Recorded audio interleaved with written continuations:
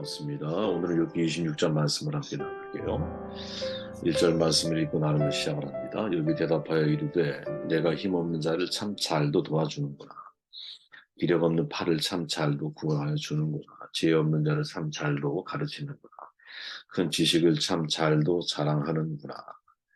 현실을 해석하는 힘이 있어야 됩니다. 라는 제목으로 말씀을 나누겠습니다. 욥기 26장은 빌닷의 세 번째 변론에 대한 욥의 반론이죠. 세 번째 변론을 끝으로 친구들의 변론은 단지 마무리가 되는 거예요. 욥의 반론은 엘리후의 발언이 있기 전까지, 그러니까 매우 긴 전설로 이어지는데 26장부터 31장까지 욥의 반론의 내용이 소개됩니다. 욥은 먼저 빌닷의 발언이 적절치 못하다라는 사실을 풍자적으로 말을 해요. 욥의 반론을 논하기보다. 근데 오늘 우리가 주목하려고 하는 것은 이제 욥의 반론을 논하는 것보다 욥과 친구들에게 제기되는 문제가 뭐냐? 그건 신앙의 내용과 현실이 상반되고 있다는 사실이죠. 이거 참 우리가 중요하게 한번 생각해 봐야 할 문제구나 하는 생각을 하게 되었어요. 다시 말하면 욥은 의로운 삶을 살았지만 이유를 알 수 없는 고난이 지속되고 있고 친구들은 욥의 악함을 말하고 있지만 진실은 그렇지 않다라는 거죠. 다시 말해 신앙과 현실의 간격이 서로 벌어져 있다라는 거예요. 과연 이때 우리는 어떻게 이 문제를 해결해야 할까? 또 여기 이것을 통해서 우리가 얻을 수 있는 교훈이 뭘까? 질문을 가지고 말씀을 함께 나눕니다. 첫째는 신앙과 현실의 간격을 좁혀 나아가는 법을 배워야 한다라는 거죠. 욥과 친구들에게 제기되는 문제는 좀 전에 말한 것처럼 신앙의 내용과 현실이 상반되고 있다는 사실이거든요. 신앙의 내용이 현실과 조화를 이루지 못할 때 이건 참 우리에게 있어서 진통을 주죠.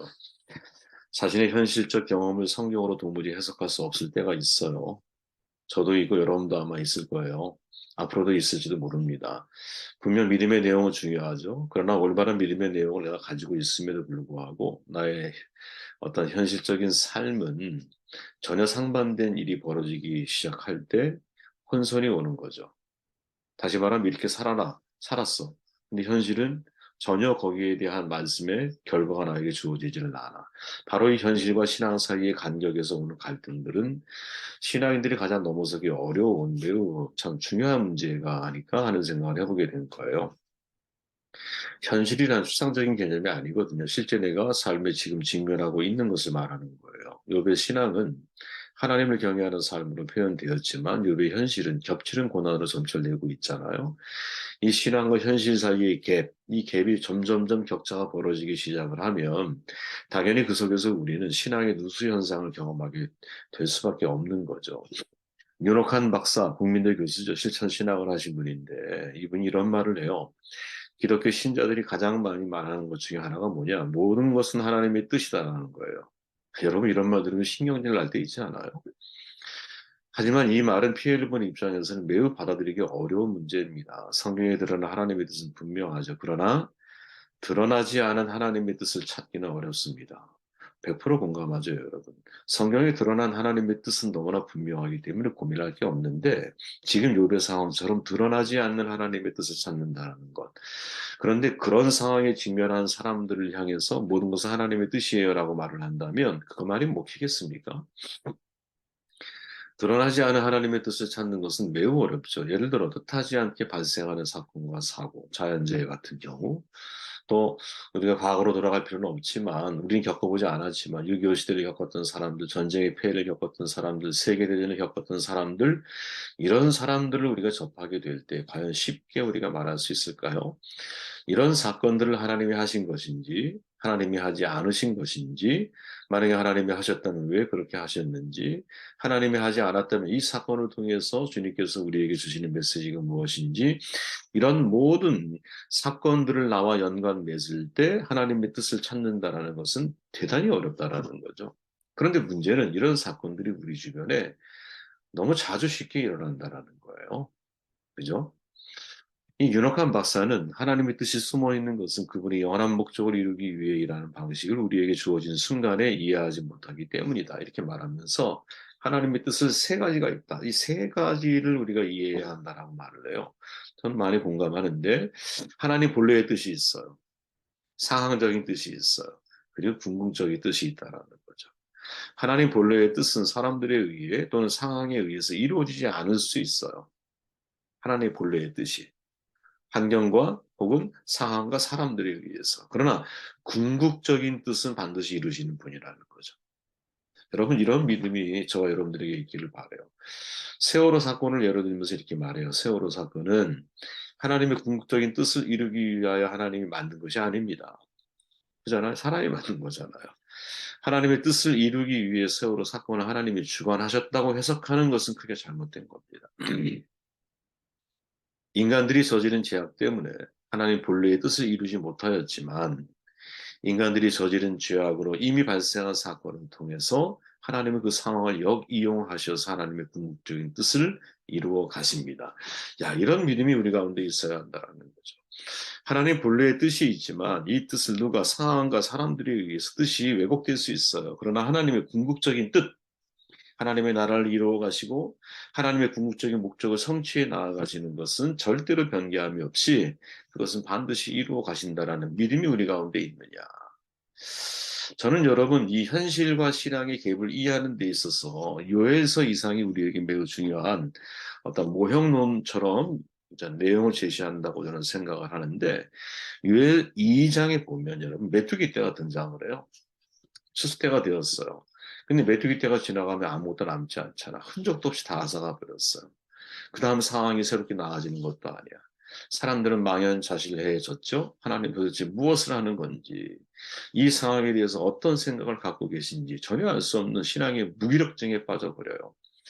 처음에는 물론 그렇지 않았어요. 견딜 수도 있고 시간이 지나면서 모든 상황이 호전될 거라고 생각하면서 하나님을 바라보는 소망을 놓치지 않아요. 그러나 그것은 단지 신앙일 뿐인 것이고 현실을 황폐한다. 그 이상도 그 이하도 달라진 것이 하나도 없어요. 그들에게 메뚜기 떼라고 하는 현실은 더 이상 신앙이 아무것도 아니라는 생각을 자꾸 갖게 만들거든. 여기서 주목해야 할 게 뭐냐? 사람들의 삶을 송두리째 빼앗아버린 메뚜기 떼? 이건 그들의 신앙이 무기력해진 결과로 나타난 현실이 아니라는 거예요.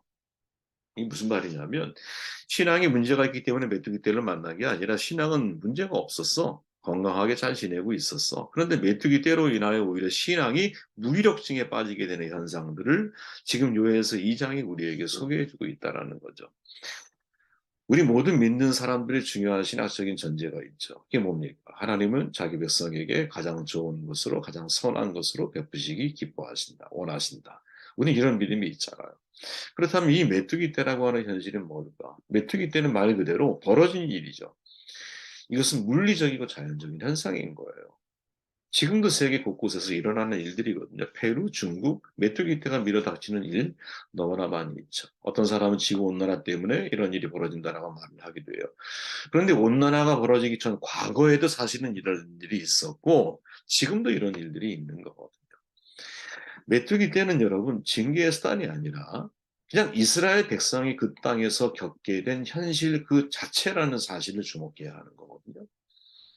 일반 은총과 마찬가지로 일반적인 보편적 경험이라는 거예요. 전쟁이 벌어졌어요. 그럼 어느 한 가정만 피해를 안 볼 수가 있을까요? 물론 우연히 그런 일이 있을 수 있겠죠. 우리나라에 비가 온다고 생각해 보세요. 그러면 여러분 어느 한 사람만 피해를 안 볼 수는 없는 거잖아. 모두가 비를 받는 거 아니야. 악인이든 선인이든 모두에게 고르게 비가 내리듯이 이 현실은 거기에 사는 모든 사람에게 동일하게 경험할 수밖에 없는 실제적인 사건이거든요.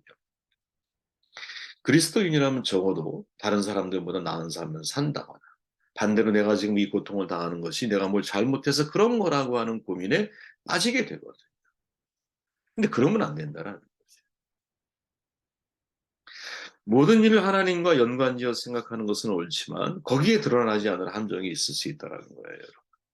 하나님이 일부러 내 삶을 이렇게 저렇게 하시는 분이 아니라는 사실. 이걸 우리가 여러분 현실적인 문제로 인하여 오해할 수 있다는 거죠. 풍요롭고 모든 일이 잘 풀릴 때 하나님을 위해 내가 선하게 일하신다고 생각을 하죠. 근데 그렇지 않은 경우에는 하나님이 악하게 행동하시고 무능력하다라고 인식을 하기 쉽거든요. 내 삶이 하나님의 영광을 가린다는 불편함이 우리의 마음속에 있기 때문일 거예요. 왜 이런 일이 생기는 걸까? 사람들은 현실을 현실로만 보기 때문이죠. 근데 여러분 신앙인은 현실을 현실로만 보고 봐서는 안 되거든요. 현실로를 보고 해석을 해야 한다라는 거지. 그죠? 여러분, 이게 어려운 작업이에요. 하지만 이 작업을 해야 돼요. 우리가 눈으로 여러분 세상을 본다고 생각하잖아요. 엄청난 착각이죠. 그죠? 뇌로 세상을 보는 거거든요. 왜냐하면 이 눈으로 보는 이것이 후두부, 전두엽이 아니라 후두부로 가서 여기서 거쳐가는 과정에서 내가 보고 있는 것이 무엇인지를 확인해 가면서 후두부에서 이게 결정이 되잖아. 그러니까 사실은 눈으로 보는 게 아니라 뇌로 보는 거거든요. 우리가 현실을 볼 때 여러분, 눈으로 보지 말라라. 믿음의 생각, 말씀의 생각, 신앙의 생각을 가지고 현실을 자꾸 보려고 해야 한다라는 거지. 복음서에서 여러분 십자가에 달린 예수를 보고 사람들이 말을 해요. 남은 구원하지만 자기는 구원할 수 없구나. 정말 위장된 딜레마거든요. 우리가 이런 위협을 받을 수 있다라는 거야. 예수를 잘 믿고 있는데 정작 자기 자신을 구원하지 못하는 모습처럼 비춰지기 시작할 때 여러분 우리는 신앙의 딜레마에 빠지게 되거든요. 이처럼 현실을 극복하기 위해 노력하고 신앙을 이해하는 것 우리에게 어떤 영향력도 없다라는 것을 시간이 지나면서 발견하게 될 때예요. 점점 현실과 신앙을 구분지어서 서로 관계가 없는 것처럼 그렇게 냉소적인 태도로 우리가 변해가기 쉽거든. 저는 여러분 우리가 철저하게 기억을 해야 한다고 봐요. 현실을 바라볼 때 그 현실 속에서 신앙적으로 그것을 어떻게 해석하는가에 따라 우리의 신앙이 성장할 수도 있고 퇴보할 수도 있는데 문제는 내 신앙이 건강할 때 내 현실이 아주 열악해. 그때 그 현실이 나의 신앙을 여러분 대단히 무력하게 만들 수 있다는 사실을 절대로 잊으면 안 된다는 거지. 그게 욥일 수 있다는 거예요. 그죠? 욥 경건한 사람이었잖아요. 근데 겹치는 불행을 거쳐가면서 욥 내부의 신앙에 지각 변동이 일어나기 시작을 하죠. 그죠? 지각 변동이 일어나기 시작한다라는 거야. 그러나 그럼에도 불구하고 우리는 그 현실을 해석해내기 위해서 철저하게 하나님 앞에 메어 달려야 되는 거예요. 철저하게. 그때가 여러분 1년이 걸릴 수도 있어요. 해석이 완성되는 때가. 아니면 10년이 걸릴 수도 있고 아니면 여러분 죽을 때까지 그 일을 해야 할 때도 있을 거예요. 그러나 그럼에도 불구하고 그 일은 우리가 해내야 돼. 왜 그러냐면 현실을 하나님의 말씀 안에서 해석하려고 하는 과정을 통해서 비록 그 현실이 지금 당장 해석이 되지 않는다 할지라도 그 해석하려고 하는 과정 자체가 우리에게 주는 유익함이라는 게 있다는 거예요. 그 유익이 뭘까요, 여러분? 내가 하나님을 붙들고 있다는 거. 저는 여러분 이게 참 중요한 문제라는 생각을 해요. 네, 나머지는 다 읽어보시면 되고요, 여러분. 현실을 무조건 극복해야 할 문제냐? 아니에요, 여러분. 제가 볼 때는. 현실은 여러분 때로는 견뎌내는 게 필요한 거예요. 기다리면서. 기다림이 신앙 아니야, 신앙. 신앙이 있어야 기다리는 거거든요. 우리가 왜 재림을 기다립니까? 믿음이 있기 때문에 기다리는 거예요. 현실을 무조건 극복해야 할 문제냐? 고통은 극복의 문제가 아니라 박완서 작가의 말처럼 견디는 겁니다. 견디는 거. 마찬가지로 우리의 현실이 여러분 내가 원하는 때 내가 원하는 방식으로 이 문제가 해결되지 않는다 할지라도 견디는 과정, 이때의 견딤이라고 하는 것은 그냥 포기하고 견디는 게 아니라 이 현실을 집요하게 해석해 내려고 하는 과정을 통해서 내가 포도나무에 가지가 붙기 위해 노력하는 것처럼 내가 하나님께 계속 붙어 있다라는 거죠. 지금 욥과 친구들의 차이가 뭔지 아십니까? 욥은 이해되지 않는 현실을 여러분 해석해내는 과정을 통해서 끊임없이 하나님을 붙든다라는 거야. 끊임없이. 근데 친구들은 여러분 자기가 가지고 있는 자원만 가지고 욥의 문제를 해석하려고 하는 거지. 하지만 욥은 정반대예요. 욥은 하나님 안에서 이 문제를 해결받으려고 하는 거거든. 그죠? 현실 너머에 계신 하나님, 아니 그 현실을 포함하고 계신 하나님께 이 문제를 내가 해석받기 위해서 해석하는 게 아니죠. 진짜 해석을 받기 위해서 메어 달리고 있는 욥의 모습이 진짜 우리가 잊지 말아야 할 중요한 모습이 아니겠는가. 그리고 그 과정을 통해서 우리의 신앙은 더 견고해지고 더 단단해지는 게 아닐까. 어느 순간 그 나의 삶이 나의 현실이 해석이 되어질 때가 있다고 한번 가정해 보십시오. 저는 그런 경험이 굉장히 많은데 그 현실이 해석이 되어지고 났을 때에 내 안에서의 믿음은 여러분 대단히 단단해져 가는 걸 느껴요. 왜? 어떤 상황이 나에게 주어진다 할지라도 요지부동이에요. 흔들리지 않아요. 적어도 그 문제에 대해서만큼은. 하나님은 반드시 우리의 질문에 해답을 주시는 분이라고 믿게 되거든요. 예. 저에겐 그런 믿음이 있어요. 여러분도 그런 믿음이 있기를 바라요. 근데 여기까지 도달하는 과정까지 사실은 집요하게 하나님 앞에 질문하고 이 문제를 해석하기 위해서 말씀에 천착하고 그리고 하나님 말씀을 통해서 반드시 나에게 여기에 대한 해답을 주실 거야라고 하는 신뢰를 유지해가는 과정을 통해서 제가 성장하고 있다는 것을 깨닫게 되거든요. 그죠? 여러분 신앙은 현실을 해석하는 힘이에요. 근데 현실을 해석한다는 건 쉽지가 않아요. 그죠? 현실을 해석할 때는 하나님의 본래의 뜻, 상황적인 뜻, 궁극적인 뜻이 무엇인지를 전제하고 바라봐야 돼요. 하나님의 본래의 뜻은 사람과 상황에 달라질 수 있어요. 그러나 궁극적인 뜻은 반드시 이루어져요. 지금 당장 나에게 내 신앙이 건강함에도 불구하고 내가 이해할 수 없는 문제 가운데 직면해 있을 때는 포기하지 마세요.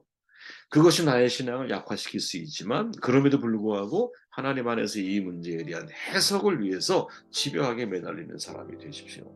그때 여러분들의 신앙은 퇴보가 아니라 진보, 여러분들의 내부의 내적인 내공은 점점 더 강화되는 그런 은혜가 있지 않을까 이런 기대감을 가져봅니다. 말씀 듣고 기도하시고 제가 마음